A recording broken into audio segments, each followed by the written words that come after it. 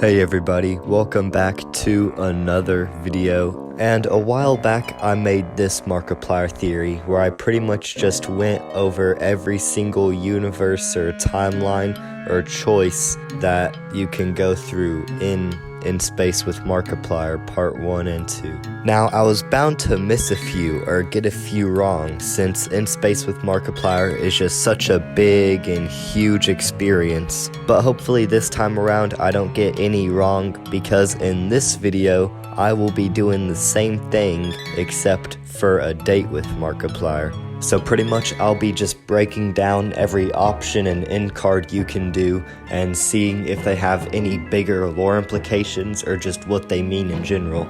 So with that said, let's get on with the video.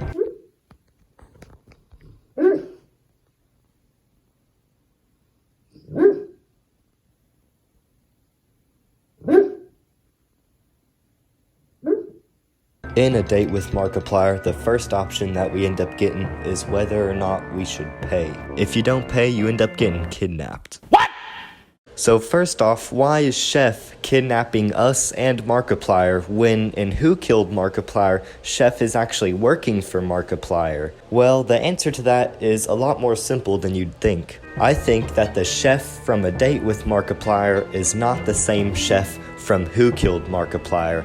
I mean, with how many Markiplier egos there are, that means that it's most likely common for there to be multiple humans that look alike in the Markiplier lore universe. So why can't there be lots of Chef egos as well, like how there's Markiplier egos in this universe? I mean, we've already seen an example of there being lots of Chefs in one universe altogether in Space with Markiplier Part 2. So it's not that much of a stretch to say that the Chef from A Date with Markiplier is just a different Chef ego, like how there's Markiplier egos. So after both you and Markiplier get kidnapped by Chef, your next option is whether or not you want to attack him. If you don't attack him, Chef brings you to his lair, where we end up finding out the most important thing for the whole entire Markiplier lore ever. Markiplier has long hair.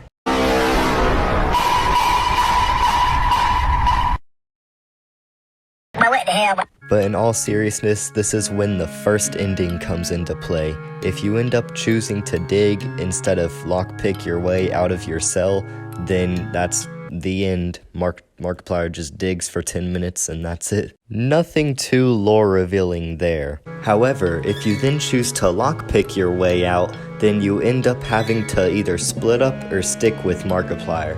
Now, if you end up sticking with Markiplier, you then have to fight Chef, and once you're done fighting him, he blows up.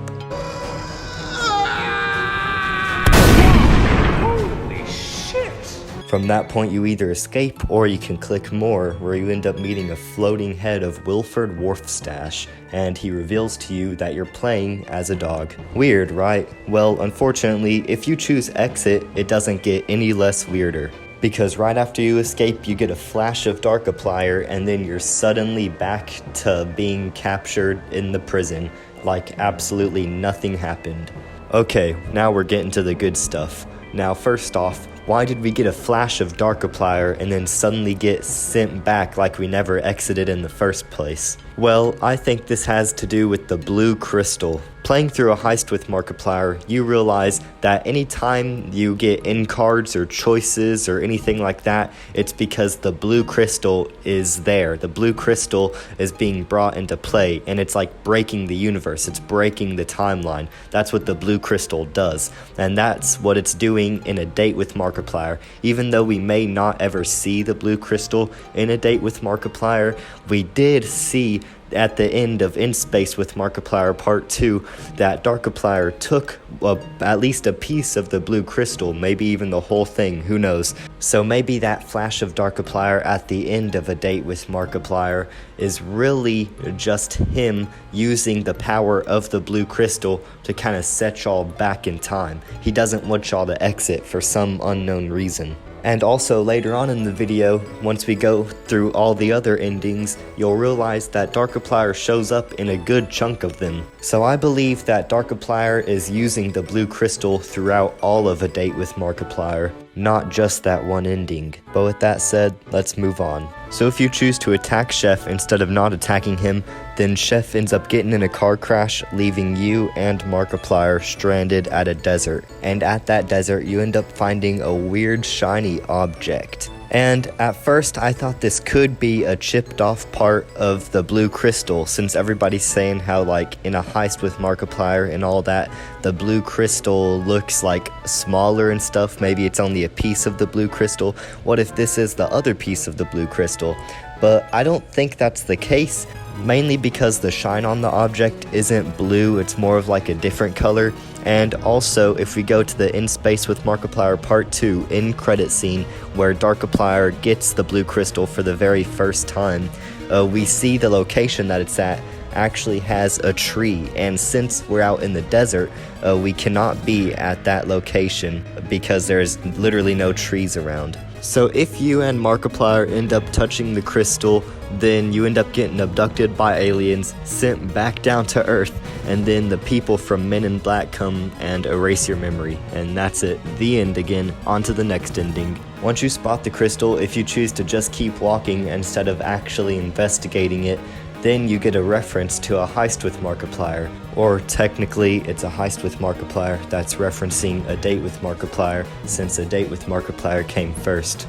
But anyways, you and Markiplier end up setting up a picnic where a skeleton falls through the sky with a shirt that says Mom on it, and you get to decide whether you want to eat a peanut butter and jelly sandwich or a tuna sandwich. Now, in a heist with Markiplier, this same exact thing pretty much happens, except the shirt on the skeleton says Ed, and you're quite literally in the middle of a zombie apocalypse. Now, if you've been paying more attention to this video than past Neo Nobody has, then you'd know that I forgot to talk about what happens when you split up with Markiplier after you get captured by Chef. Well, he dies, and then that's it. The end. Okay, moving on. So let's go all the way back to the beginning, and let's say that you end up paying the Chef. Now you're well on your way to having a perfect date with Markiplier, and if you have the perfect, most stereotypical romantic date with Markiplier, then it's revealed that it's all fake. Actor Mark's behind all of it, and it's all just some big scheme. But wait, does that mean all the options in A Date with Markiplier are staged? No. Why? Because the blue crystal, baby. Oh yeah, we're talking about the blue crystal again.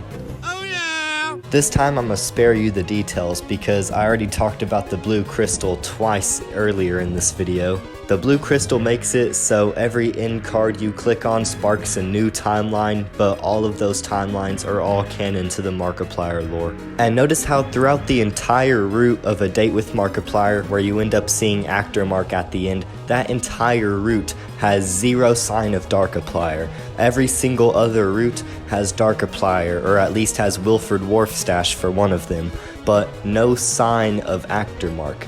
What this tells me is that Darkiplier was never meant to be in A Date with Markiplier, or more specifically, the version of A Date with Markiplier that's filmed by Actor Mark. I mean, let's be honest, if you did kill two people and then they came back to life on a dead body and they now like really hate you, do you think you'd want to film a date with them? Yeah, me neither. But with that out of the way, let's talk about the two final endings that we haven't gone over yet. I know, I missed more than two endings in this video, but come on, those other ones aren't really important to the lore. So the two other endings I'm talking about is one where you shoot Markiplier and one where you shoot Darkiplier. Now again, because of the blue crystal, technically neither of them are dead, or both of them are dead, or only one of them is dead, all at the same time, just all separated into different timelines. But going back to the Markiplier timeline we've established in all of the other Markiplier theories,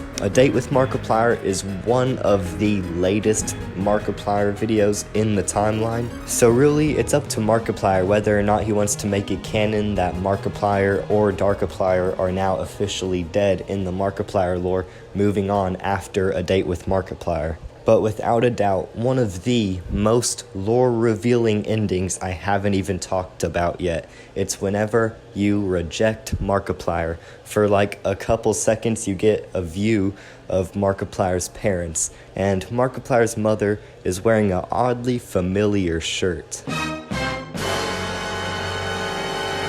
But in all seriousness, thank you guys for watching. Before I end off the video, I just want to bring y'all's attention to a Reddit post I found. It says, Neo Nobody makes 10 Markiplier videos in a month. MatPat makes 2 Markiplier videos in 4 years.